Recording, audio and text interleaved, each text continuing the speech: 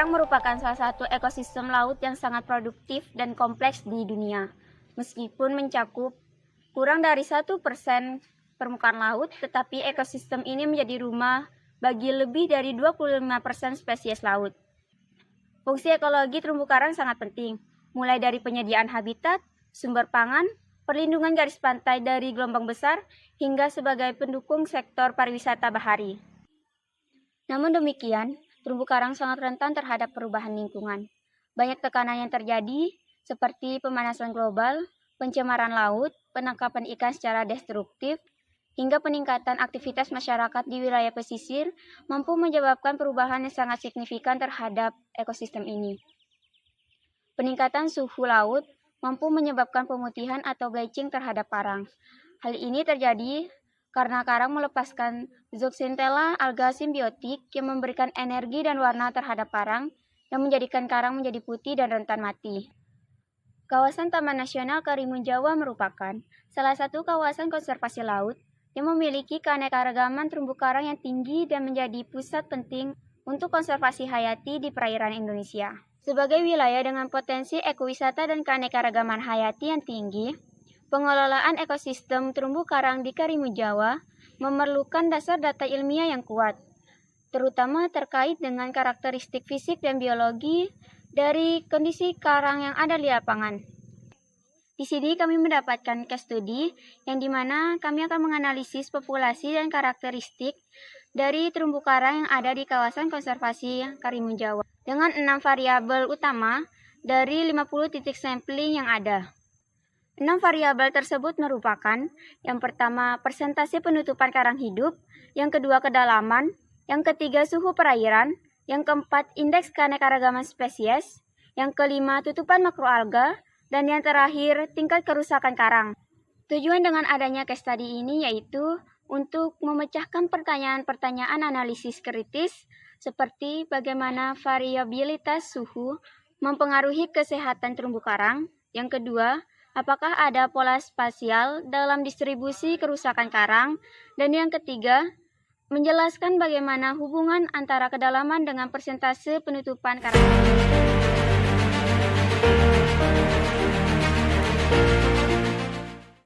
Selanjutnya ada metode. Yang pertama, ada jenis dan pendekatan studi. Studi ini merupakan analisis deskriptif kuantitatif berdasarkan studi kasus yang berfokus pada ekosistem terumbu karang yang berada di kawasan konservasi laut Karimun Jawa. Kedua, ada sumber dan desain data.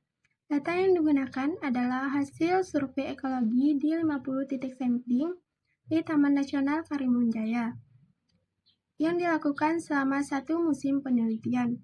Data dikemas dalam bentuk tabel mencakupi 6 variabel ekologi. Yang pertama ada persentase penutupan karang hidup, yang kedua kedalaman lokasi pengambilan sampel, yang ketiga suhu perairan, keempat indeks keanekaragaman spesies karang, 5 penutupan makroalga, 6 tingkat kerusakan karang skala 0-100. Teknik pengolahan dan analisis data. Pengolahan data dilakukan menggunakan Microsoft Excel sebagai alat bantu utama. Ada beberapa fungsi statistik bawaan meliputi yang pertama ada statistik deskriptif seperti nilai rata-rata atau mean, median, modus, standar deviasi, dan nilai minimum dan maksimum. Distribusi dan sebaran data seperti histogram, squinus atau kemiringan, kuartil, dan identifikasi outlier menggunakan box plot. Analisis toleransi antar variabel dilakukan dengan perhitungan koefisien persen dengan menggunakan fungsi Fourier 1, range 1, range 2 untuk melihat hubungan antara linear antar variabel. Selanjutnya ada kategori lokasi berdasarkan nilai penutupan karang. Kategori pertama, lebih dari 60%, kategori kedua 40-60%, kategori ketiga kurang dari 60%. Selanjutnya ada visualisasi data yang terbagi menjadi 3. Yang pertama, ada scatter plot hubungan antara pendekatan dan penutupan karang serta suhu dan keanekaragaman spesies karang. Yang kedua, ada box plot, distribusi tingkat kerusakan karang. Yang ketiga, ada diagram batang, distribusi penutupan mikroalga di seluruh titik sampling. Pengembangan indeks kesehatan ekosistem. Sebagai langkah lebih lanjut, dikembangkan sebuah indeks kesehatan terumbu karang atau IKT yang dirumuskan sebagai berikut.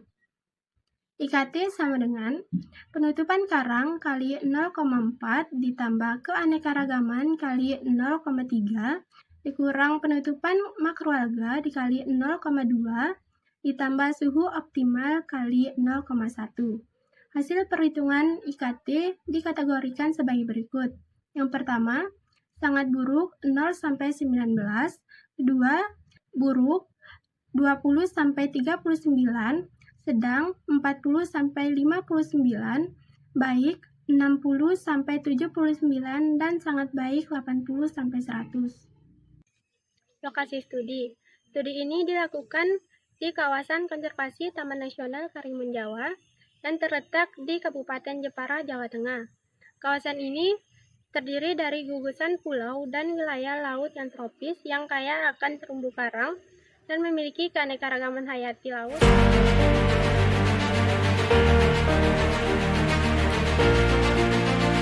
Yang selanjutnya adalah hasil analisis dari populasi dan karakteristik terumbu karang. Nah, untuk poin utama yaitu statistik deskriptif variabel ekologis. Nah, untuk hasil analisis statistik variabel ekologis ini ditujukan kepada 6 variabel utama yaitu penutupan karang hidup, kedalaman, penutupan makroalga, keanekaragaman spesies, tingkat kerusakan karang, dan suhu di perairan. Nah, rata-rata penutupan karang hidup yang berada di wilayah tersebut yaitu sekitar 52 hingga 50%. Yang sebagian besar di setiap titiknya mencapai 40 hingga 60%. Nah, untuk variasi suhu pada wilayah tersebut relatif rendah, mencapai 28,5 hingga 30,9 derajat Celcius. Nah, variasi suhu yang relatif rendah tersebut cukup mempengaruhi keanekaragaman hayati yang berada di wilayah tersebut.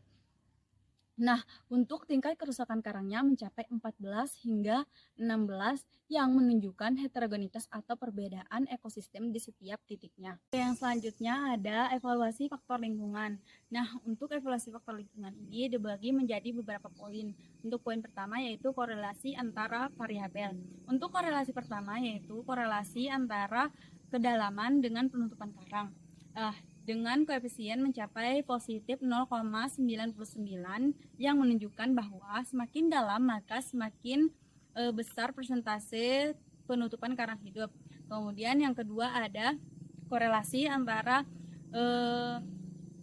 suhu dengan keanekaragaman spesies.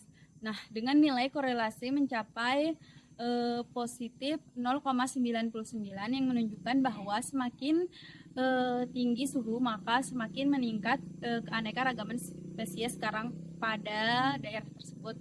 Kemudian yang terakhir ada korelasi antara tutupan makroalga dengan kerusakan karang yang mencapai nilai minus 0,98 atau negatif kuat yang menyatakan bahwa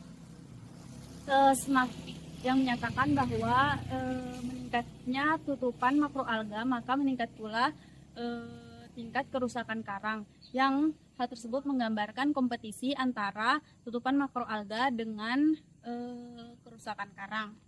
Baik, selanjutnya kita masuk ke kategori lokasi. Nah, untuk kategori lokasi ini dibagi menjadi 3. Nah, yang pertama, kategori pertama itu berkisaran lebih dari 60%, di mana kondisi karangnya cukup baik atau sangat baik. Nah, berarti artinya suhu perairannya cukup normal dan penutupan makroalganya sangat rendah.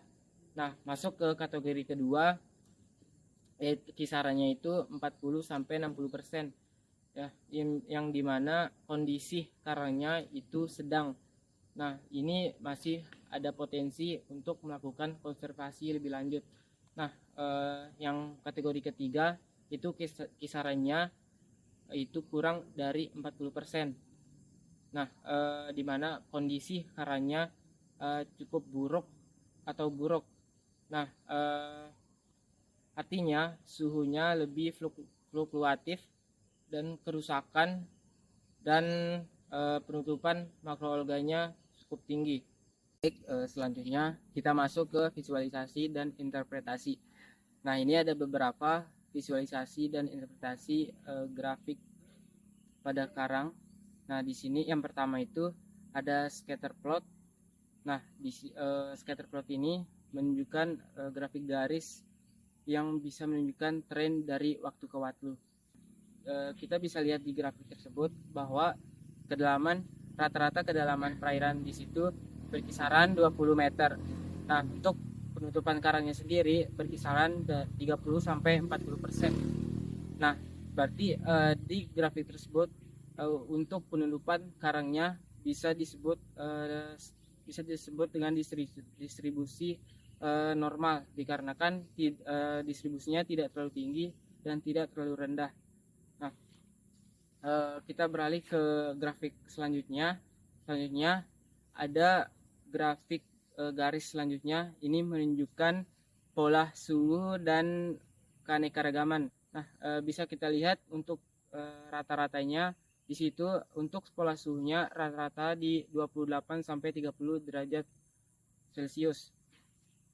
Nah, berarti untuk pola suhunya benar-benar mempengaruhi keanekaragamannya, karena keanekaragamannya mengikuti pola suhu yang ada di grafik tersebut. Nah, kita beralih ke grafik selanjutnya. Nah, di sini ada box yang namanya box plot. Nah, ini menunjukkan kerusakan karang. Nah, bisa kita lihat di grafik ini bahwa untuk nilai tengah-tengahnya atau medianya ini berada di 32%. Nah, berarti ada nilainya yang di atas 32% dan di bawah 32%. Nah, berarti kita bisa lihat di grafik ini bahwa ada di tempat titik di mana kerusakan karang benar-benar tingkatannya udah tinggi. Nah, dikarenakan kita bisa lihat dari grafik tersebut bahwa terdapat outliers yang sangat ekstrim. Nah, kita beralih ke grafik selanjutnya. Kita masuk ke grafik batang. Nah, di sini ada grafik batang ini menunjukkan penutupan makro alga. Nah, di sini bisa kita lihat dari grafik ini bahwa kisaran dari penutupan makro alga di sini berkisaran 9,6 sampai 30,5%. Nah, tentu di sini untuk penutupan makroalganya sangat tidak merata, dikarenakan perbandingan yang sangat jauh, di mana ada titik di mana makroalganya penutupannya tinggi dan di mana ada penutupannya rendah. Nah, jadi untuk setiap titik untuk penutupan makroalga ini sangat tidak merata.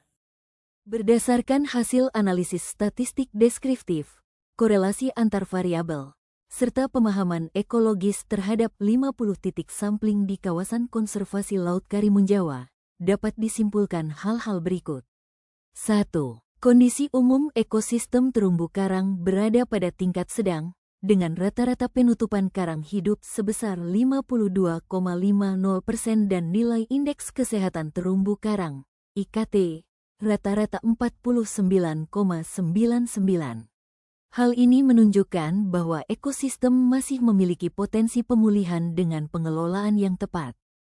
2. Tingkat kerusakan karang menunjukkan pola spasial, dengan kerusakan tinggi yang ditemukan di zona dangkal yang lebih terpapar aktivitas manusia, sedimentasi, dan suhu-suhu.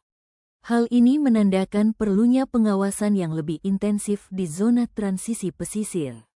3. Rekomendasi konservasi. Pengelolaan zonasi konservasi harus mempertimbangkan kedalaman dan distribusi kerusakan. Penerapan sistem pemantauan secara berkala, pendidikan dan pelibatan masyarakat lokal, rehabilitasi ekosistem berbasis data.